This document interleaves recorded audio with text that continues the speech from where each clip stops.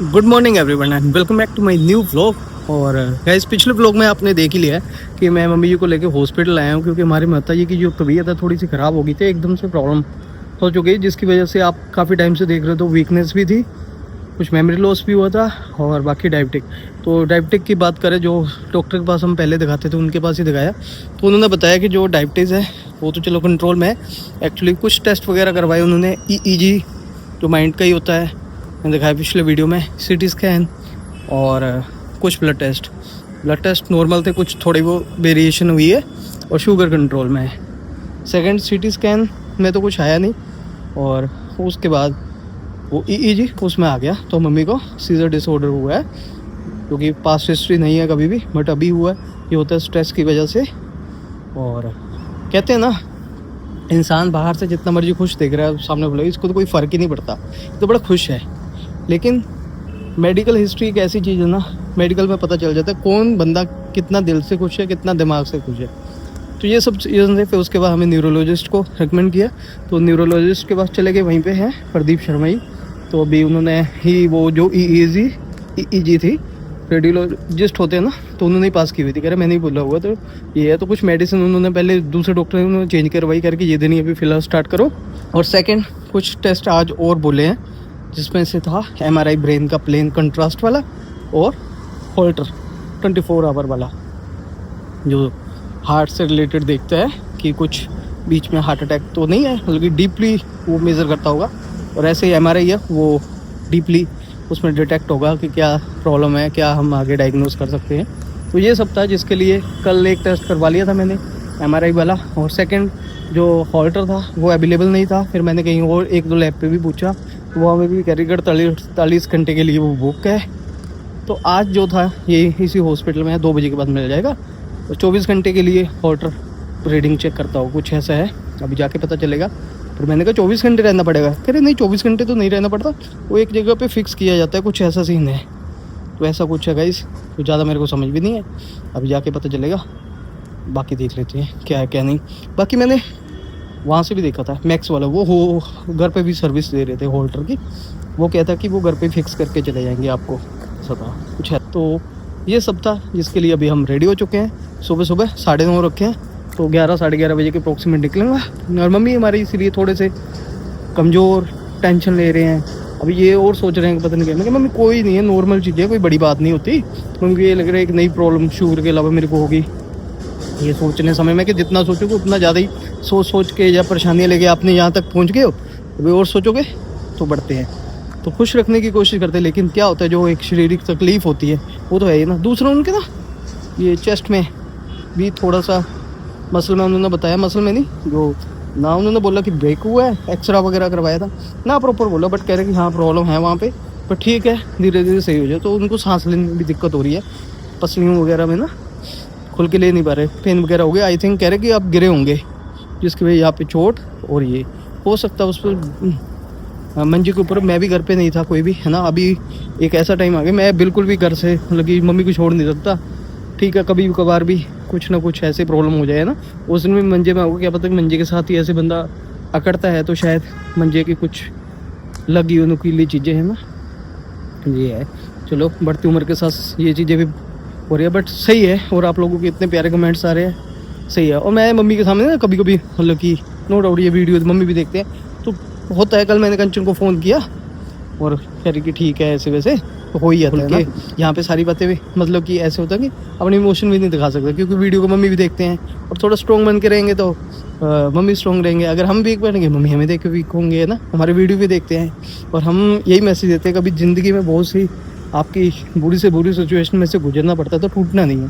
तो शायद यही व्लॉग्स देख के, हमें देख के बहुत से लोगों को मोटिवेट मिलती है ना। बाकी सब बढ़िया है। फिलहाल गाइस अभी नीचे चलते हैं, दीदी खाना वगैरह बना रहे हैं और खाएंगे, फिर निकल जाएंगे।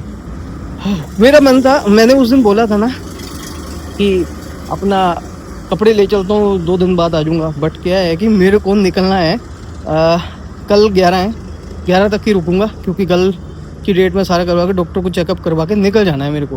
क्योंकि अगर 1-2 दिन नहीं, 11 को तो निकलना है मेरे को, जैसे तैसे करके, क्योंकि 12 को मेरी इंपॉर्टेंट हियरिंग है, वहाँ पे जाना है, तो उसे मिस नहीं कर सकता मैं बिल्कुल भी। तो इसलिए मेरे को निकलना है ना। सब चीज़ें हैं ज़िंदगी में ना, एक दुखों का क्या कहते हैं, एक बड़ा सा पहाड़ है ना मेरे ऊपर फेंक दिया।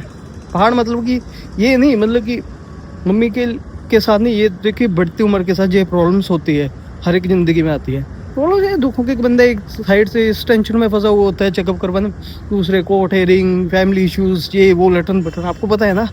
बट क्या है कि ज़िंदगी है ना, जब इन चीज़ों में पड़े हो ना तो सिर उठा के जब तक आप क्या कहते हैं लड़ सकते हो लड़ो, उसके बाद फिर क्या है, रुकना नहीं है। चले गाइस, अभी टाइम हो चुके हैं 12 बज रहे हैं। आज मैं और मम्मी फिलहाल फिर से हॉस्पिटल जा रहे हैं क्योंकि कुछ रिपोर्ट्स लेनी है, कुछ नए टेस्ट करवाने हैं। मम्मी कैसे हो? ठीक है, बढ़िया।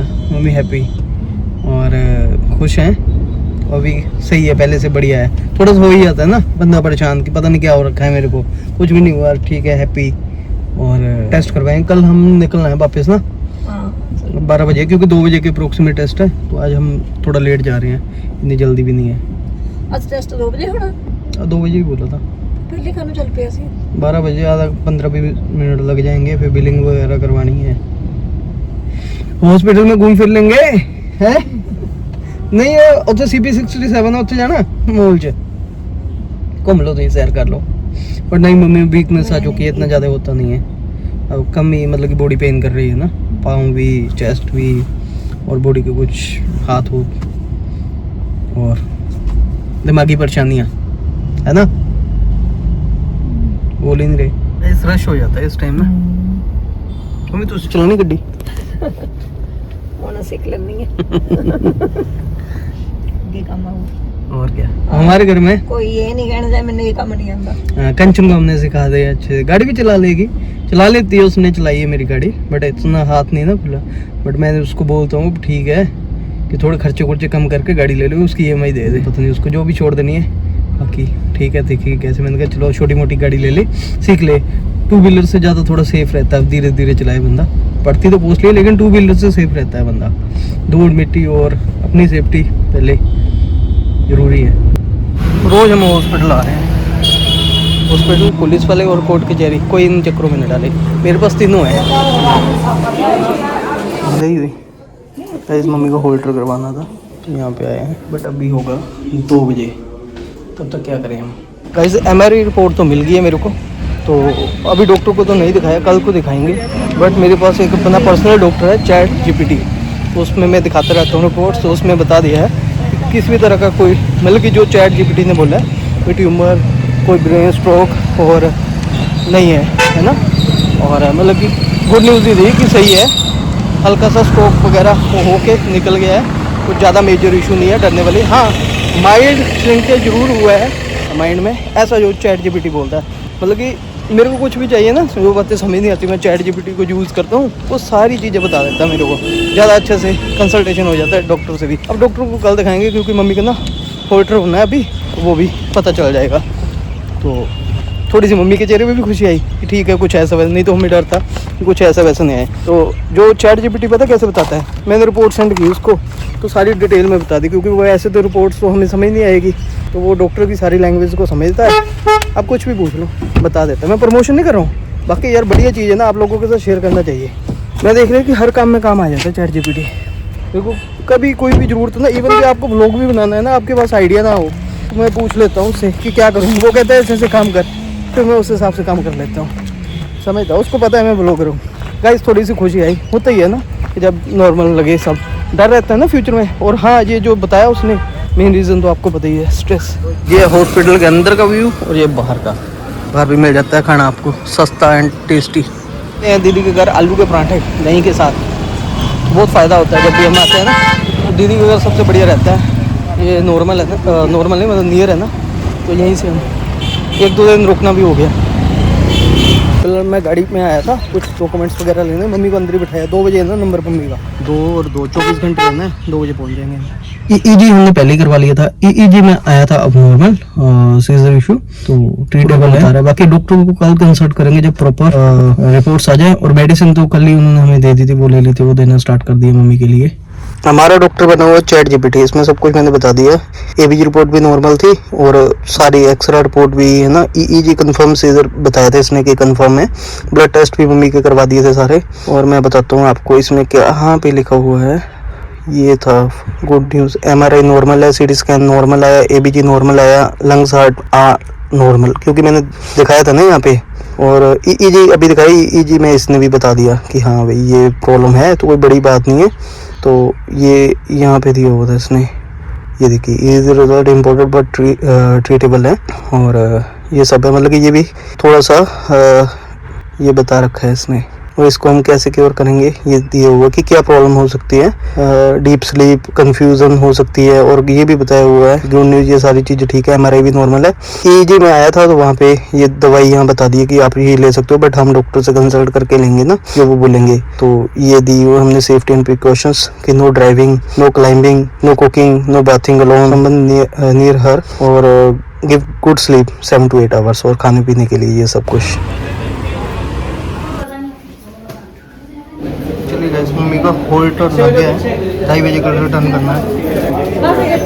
एक डेढ़ घंटा लगना रिपोर्ट मिलने ਨੂੰ। चलिए गाइस, यहाँ से तो हो गए फ्री।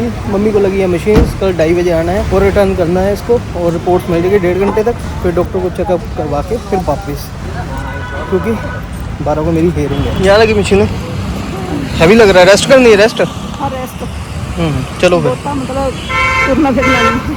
चलिए गाइस, फ्री हो गया। अभी हम जा रहे हैं घर पे और खाना खाना है, फिर उसके बाद दीदी के साथ कहीं और जाना है, क्योंकि भी खुश हो गया अभी थोड़ा सा, बट ज़्यादा चलेंगे फिरेंगे नहीं। वो मम्मी को मशीन्स वगैरह लगी हुई है, ठीक है मम्मी? अब अच्छा लग रहा है आपका? एमआई रिपोर्ट अच्छी आई है आपकी, कुछ नहीं आया बीच में, ठीक है? बाकी वो जो माइंड में आया है तो वो उसकी दवाई चल पड़ेगी, तो सोचना नहीं है कुछ ज़्यादा। डॉक्टर बाकी कल बता देंगे हमें क्या करना है क्या नहीं तो हमें भी टेंशन बहुत ज़्यादा होगी, पता नहीं क्या निकल आएगा। बट ठीक है, थैंक गॉड कुछ ज़्यादा नहीं है, हल्का फुल्का है और सही हो जाएगा। कि सही टाइम पे हमने अच्छे से ट्रीटमेंट लेके और डिटेक्ट कर लिया कि कुछ ज़्यादा बड़ा तो नहीं है। बट ये सब मैं अभी चैट जीपीटी के भरोसे बोल रहा हूँ, ये रिपोर्ट्स तक जितना मैं जानता हूँ। बाकी कल दिखाएंगे ना डॉक्टर को अच्छे से।